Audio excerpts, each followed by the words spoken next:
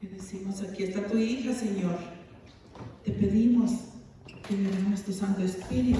Yo sé que ella ya ahorita recibió esa efusión de ese Espíritu Santo. Dale una doble, una triple unción, Señor, para que con esa alegría del Evangelio ella anuncie tu palabra, Señor. Que esos labios los use el Espíritu Santo. Ella se preparó, Señor, ella pone su voluntad, Señor, pero tú haces la obra, Padre Santísimo.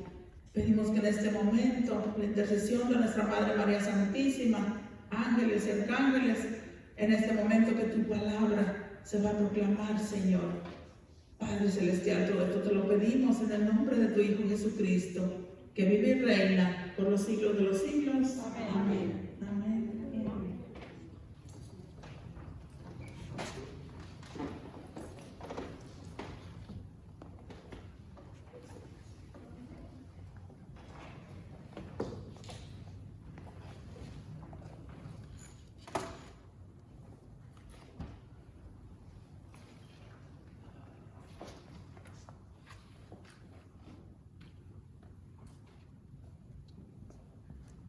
Buenas tardes, hermanos. Buenas tardes.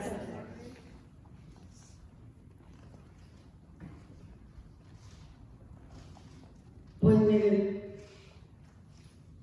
en esta tarde vamos a recordar un poquito, nomás quiero hacer énfasis, para que se nos grabe en la mente cada año cómo la iglesia nos lleva en esos tiempos litúrgicos, ¿verdad? Acabamos de terminar con la Cuaresma, ¿verdad? ¿Se recuerdan? Que hablamos de que era un tiempo de conversión. 40 días que la iglesia nos invita a tener ese cambio de vida, ¿verdad? Nos decían en las lecturas, vuélvanse al Señor ahora que es tiempo. Bueno, pues este domingo iniciamos en el tiempo litúrgico el tiempo son 50 días para esperar la efusión del Espíritu Santo en nuestras vidas. Tenemos estos 50 días para prepararnos, para seguir abriendo nuestro corazón. Ahora las lecturas van a cambiar. Ya no nos van a hablar de una conversión, sino que nos van a estar invitando a seguir a Jesús por el camino. Ya escuchamos el llamado.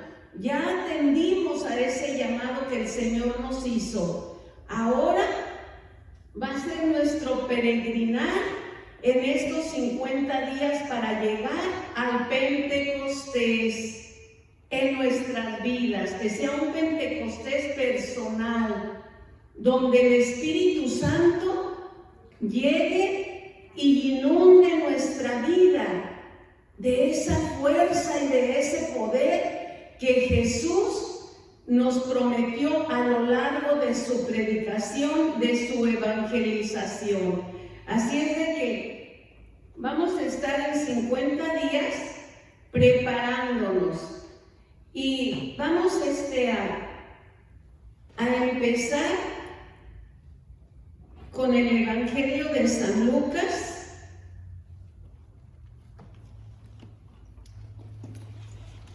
El capítulo 24,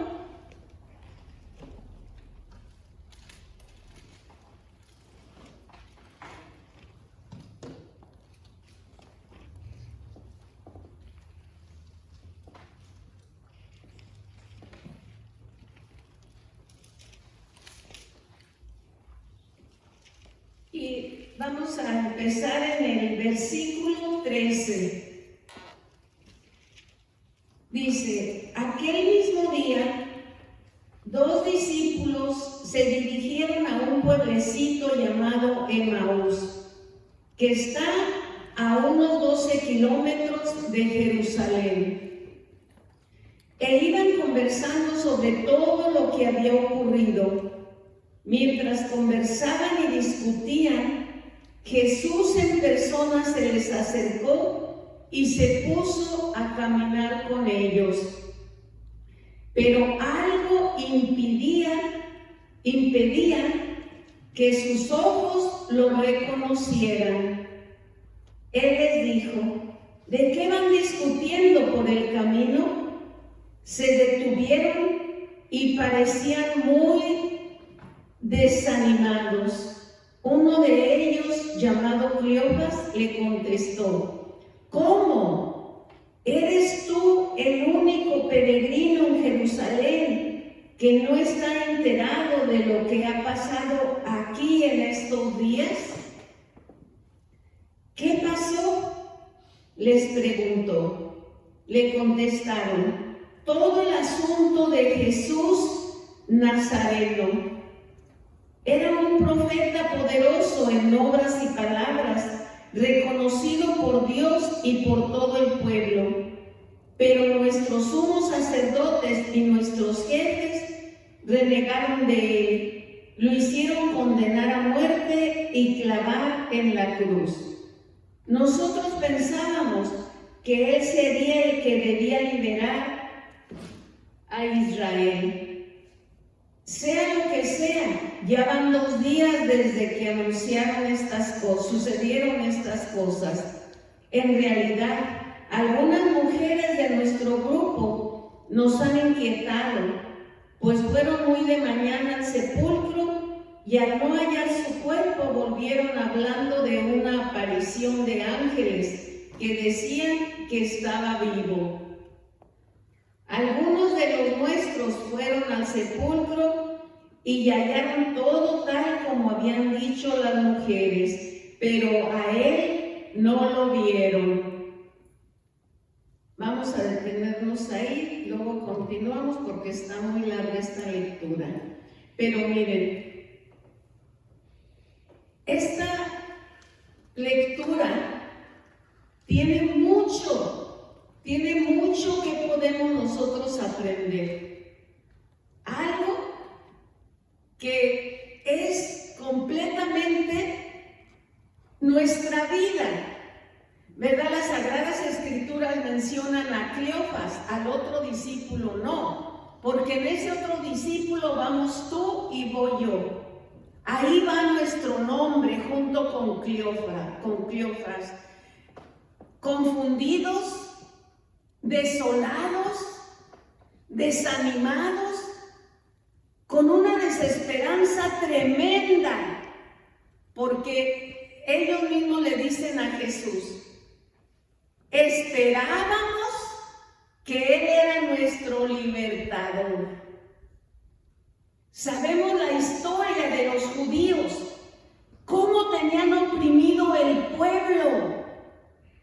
Tenían leyes para todo, donde ellos no podían liberarse de tanta ley, de tanto peso que tenían esas cargas en su vida.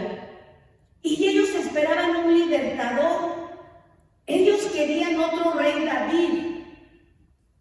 Sabemos la historia del rey David, cómo conquistaba con su ejército poderoso. Conquistaba pueblos y iba avanzando y avanzando. Tierra que llegaba, tierra que conquistaban. Y entonces el pueblo estaba bien, porque recibían todo del rey. Las ganancias que el rey David sacaba, los tesoros de los pueblos a donde él vencía, lo repartía a su gente. No tenían necesidad. Entonces ellos esperaban ese libertador igual al rey David. Y dice la Escritura: nosotros pensábamos que Él iba a ser nuestro libertador. Imagínense la desilusión. Imagínense cómo se sentían ellos. ¿Cómo nos sentimos nosotros en el momento que estamos pasando una prueba? Desalentados. Le pedimos a Dios y parece que no está nos llega la depresión, nos llega el desánimo y lo primero que hacemos es dejar el servicio de la iglesia. ¿Por qué? Porque nos sentimos frustrados. Esperamos un Dios con poder. Esperamos un Dios que nos levante de la situación que estamos pasando y parece que nada pasa. Parece que todo continúa igual, como que si Dios no escuchara nuestras peticiones. Es hermoso esta lectura porque ahí nos reflejamos nosotros como seres humanos. Se refleja nuestra pequeñez, nuestras limitaciones. Jesús ahorita aquí adelante nos va a hacer un reproche terrible. Nos va a hablar fuerte. Jesús dice, Jesús en persona se les acercó y se puso a caminar con ellos. Pero algo impedía que sus ojos lo reconocieran. Jesús en persona iba caminando con ellos, pero su depresión, su desesperanza, no los dejaron que lo vieran, que lo reconocieran. ¿Por qué? Porque nos hundimos nosotros en nuestro problema. Cuando estamos pasando por un problema, estamos hundidos en nosotros mismos, en nuestra depresión, en nuestro desaliento. Si es una enfermedad, pues es peor. Miren, yo ahorita, por ejemplo, las alergias me atacan tan fuerte, me cambia la voz, la garganta se me cierra, los ojos se me irritan. Entonces esta mañana amanecí como las gallinas enfermas arrastrando las alas. Y yo tenía el impulso de hablarle a Esther y de decirle, Esther, no voy a poder, mi garganta estaba cerrada. Dije, Dios mío, ¿qué vamos a hacer, Señor? Ay, Padre Celestial, me ataco la nariz de Big Vaporú, me tomo mis pastillas de las alergias y parecía que nada me hacía. Esther me mandó un mensaje, ni se lo contesté porque estaba completamente desalentada, completamente mi cuerpo no quería responder, todo mi cuerpo decaído completamente. Y más me deprimía, más me sentía mal porque la garganta no me respondía, no podía hablar. Me llamó Enrique por teléfono y le dije, ¿qué pasó? ¿Qué tienes? Nada, y no me oía. Ya mejor le colgué, más mal me sentía cada momento que estaba pasando del día. Entonces ya como a las 3 de la tarde, me fui al Santísimo primero en la mañana, sí, y allá estuve. Dije, pues a esto que traigo, donde quiera que esté, lo voy a traer. Ahí me estuve con el Santísimo, entregándole todo, Señor, abre mi garganta, Señor, ilumíname, ¿qué hago? Le hablo a Esther, le doy a Esther mis notas, pero pues de repente nomás, ¿cómo va a ser posible, Señor? Y ahí estuve con él llorando, suplicándole, me vine a la casa, me tomé otra pastilla. Total que como a las 3 de la tarde empezó la flema a bajarse de mi cuello, empezó a bajarse, empecé a tomar té caliente, y ahí estoy con puro té caliente, hasta que se me limpió la garganta y se me abrió. Entonces fíjense, por eso el Señor me sorprende, porque cada vez que voy a compartir algo, me pone enfrente de mí mi pequeñez, mis limitaciones, para que no me apoye en mí misma, sino que apoyar abrazarme y confiar en Él, porque si no nos pasa lo que a estos discípulos que no lo reconocieron, algo les impedía. Imagínense el peso que ellos llevaban, ver visto la crucifixión de su maestro, ver visto cómo lo azotaron, ver visto cómo lo clavaron, estar ellos ahí escondidos por el miedo, lo dejaron solo. Todo eso traían ellos, todo ese peso llevaban encima. Se sentían completamente devastados, desesperanzados. Entonces el Señor dice, todavía le dicen, era un profeta poderoso en obras y palabras. Imagínense lo que a nosotros nos cuesta creer. Estos dos discípulos estuvieron con el Señor, lo vieron hacer milagros, lo vieron resucitar a Lázaro, sanar leprosos. Imagínense, se van, dejan al grupo de los discípulos en Jerusalén y ellos se van a su casa a continuar con su vida, porque ya todo se había terminado, ya no tenía caso continuar en Jerusalén. Se les olvidó lo que el Señor les había dicho. Nos dice ahí mismo en Lucas 24, el versículo 49, dice: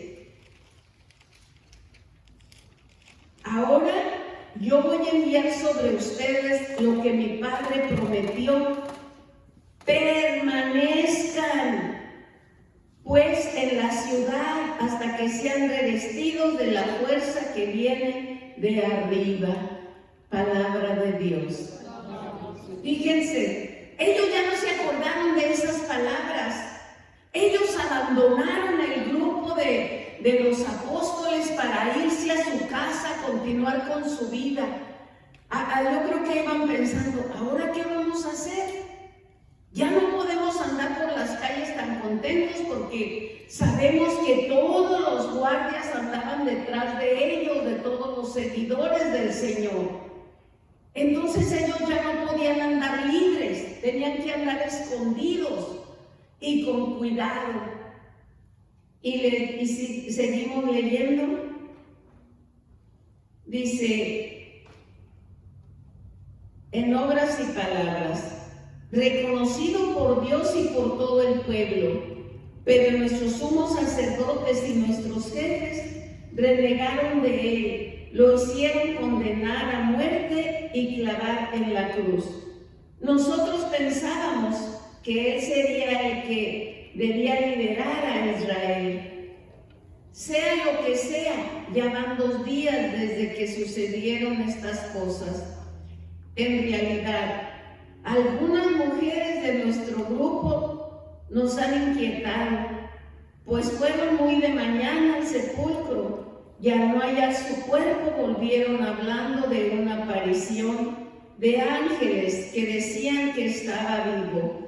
Algunos de los nuestros fueron al sepulcro y hallaron todo tal como habían dicho las mujeres, pero a él no lo vieron. No creyeron tampoco ni en el testimonio que les estaban dando. No creyeron que lo que las mujeres les habían dicho. La Escritura nos dice que Pedro y Juan fueron corriendo inmediatamente al sepulcro y encontraron la tumba vacía. Pero no creían todavía. Creían que se habían robado el cuerpo. Y estas mujeres fueron de madrugada no a ver si había resucitado, sino que ellas iban a embalsamar el cuerpo, porque hay que recordar que el sábado era la fiesta de la Pascua para los judíos. No podían hacer nada de trabajo, Llegada a las 6 de la tarde ya todo el mundo tenía que estar en descanso. Entonces por eso las escrituras nos narran que lo bajaron rápido, lo envolvieron en sábanas y lo llevaron a un sepulcro, pero no lo embalsamaron. En el Evangelio de San Marcos, en el capítulo 16, nos dice: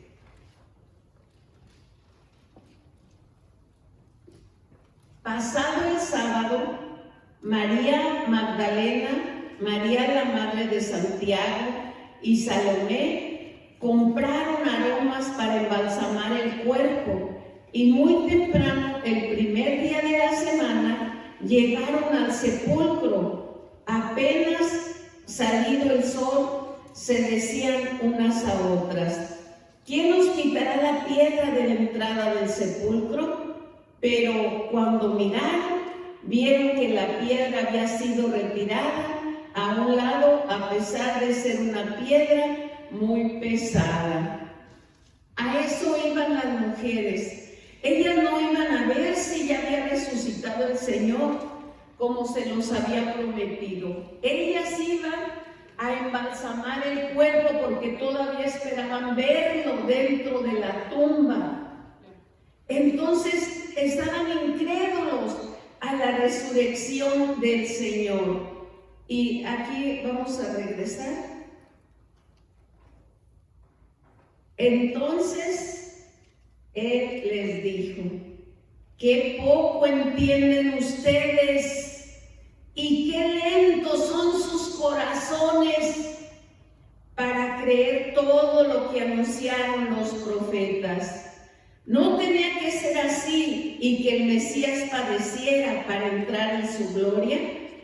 Y les interpretó lo que se decía de él en todas las escrituras, comenzando con Moisés y siguiendo por los profetas. Fíjense, el Señor les hace un reproche a estos dos discípulos.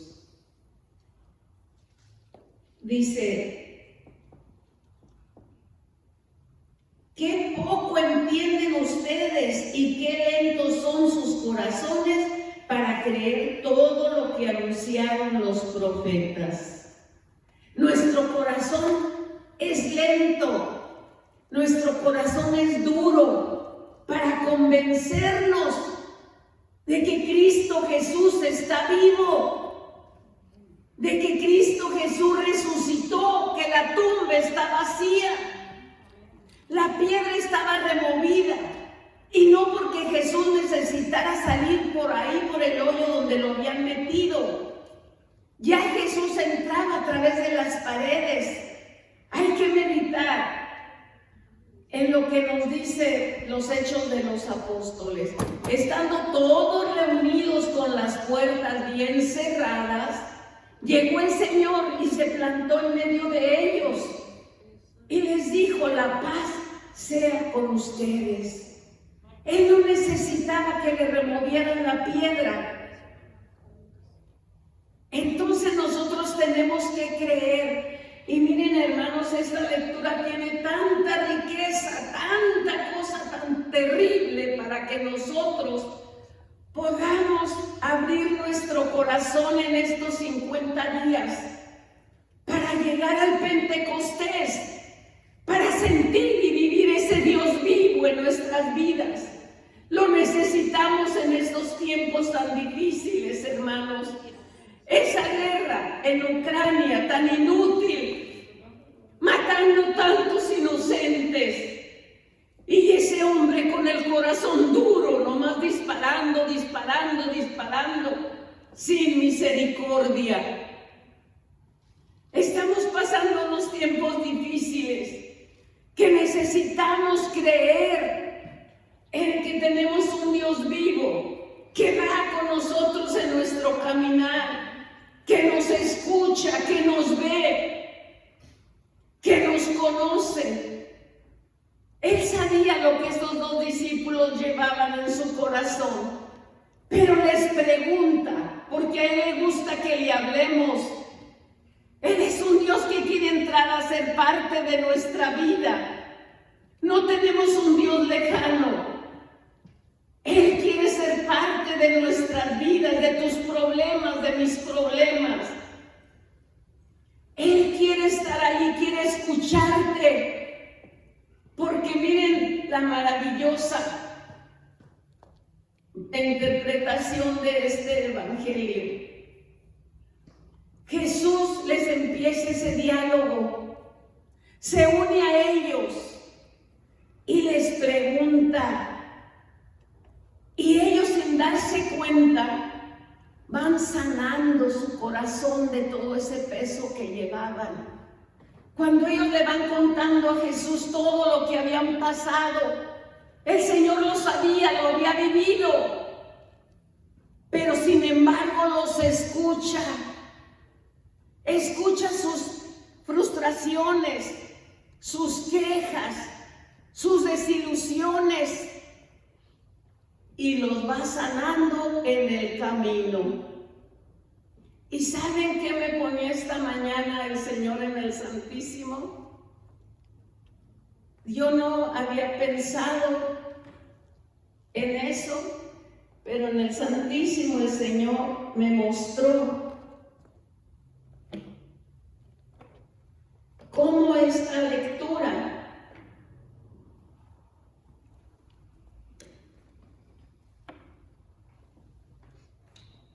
nos lleva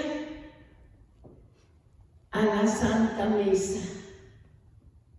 Fíjense, el Señor les habló de las Escrituras desde el Antiguo Testamento. Después les habló de los profetas y después del Nuevo Testamento iba en el camino con ellos. ¿Nosotros qué hacemos en la Santa Misa?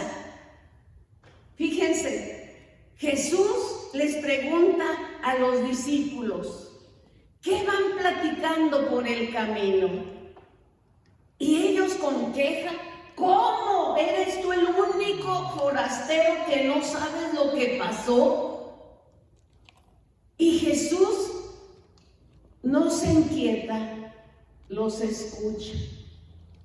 Y ellos van hablando, van sacando todo lo que llevaban.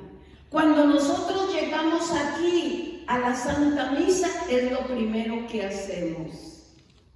Reconocemos nuestro pecado. Empieza la Santa Misa con eso, para empezar nosotros a sanar, para empezar a abrir nuestro corazón. Es la primera parte de la liturgia, reconocernos pecadores, reconocernos limitados, que necesitamos del Señor. Después vienen las lecturas, la lectura del Antiguo Testamento y la lectura del Nuevo Testamento. Y después el Evangelio del domingo que nos toque. Ahí ve el Señor con nosotros.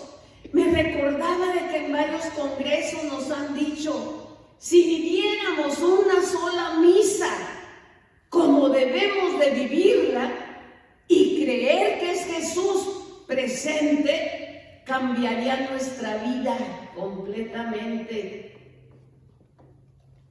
Después de ya que escuchamos el Evangelio, la homilía, viene la petición por los fieles. Oramos por todo el pueblo, por toda la iglesia, en comunidad, todos juntos. Nos preparamos para el momento culmen, que es cuando la consagración del pan y del vino, que se convierten en el cuerpo y en la sangre de nuestro Señor Jesucristo. Y ahí es donde Él se hace presente, ahí es donde está Él. Ya después de la consagración, nosotros recibimos en la Santa Comunión a Jesús vivo, cuerpo, su sangre y su divinidad. Pero ¿cómo lo recibimos?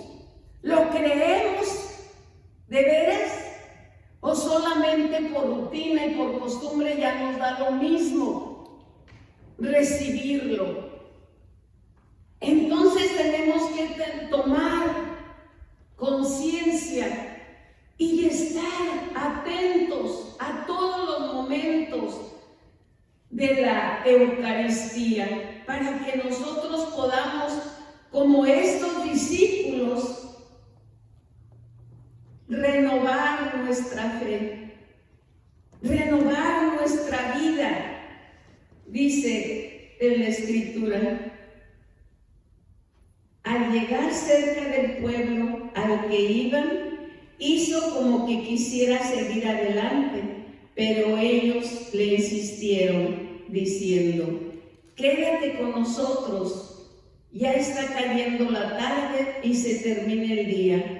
Entró pues para quedarse con ellos.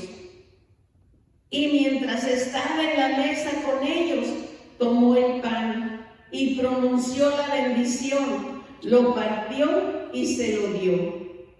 En ese momento se les abrieron los ojos y lo reconocieron, pero él había desaparecido. Fíjense, así nos pasa a nosotros.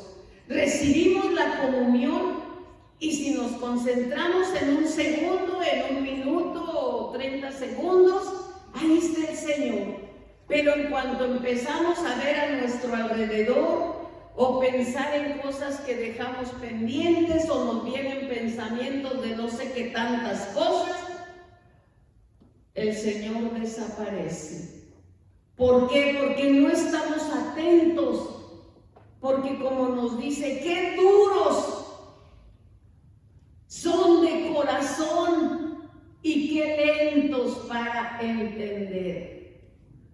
Fíjense, los misterios de Dios para nosotros son lentos entenderlos. Estos dos discípulos se alejaban de Jerusalén. Y eso es lo que el Señor nos pide. Permanezcan. Aunque no nos guste lo que está pasando, lo que estamos viendo, tenemos que permanecer, hermanos, en comunidad. Tenemos que permanecer unidos en oración para que podamos recibir esa fuerza del Espíritu Santo en nuestras vidas. Los necesitamos para nuestro caminar diario, para nuestra vida diaria. Necesitamos esa fuerza, hermanos. Solos no podemos, nos hundimos. Y nos dice la Escritura: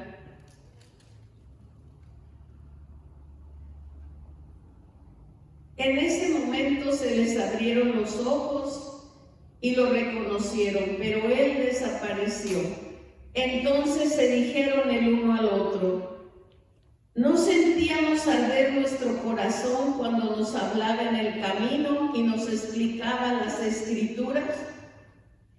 De inmediato se levantaron y volvieron a Jerusalén, donde encontraron reunidos a los 11 y a los de su grupo. Estos le dijeron: en verdad el Señor ha resucitado y se ha aparecido a Simón. Ellos, por su parte, contaron lo sucedido en el camino y cómo lo habían reconocido al partir el pan. Palabra de Dios. Fíjense, dice la Escritura que Emaús de Jerusalén eran como 12 kilómetros. Los kilómetros son más largos que las millas, ¿verdad? ¿O al revés? Al revés.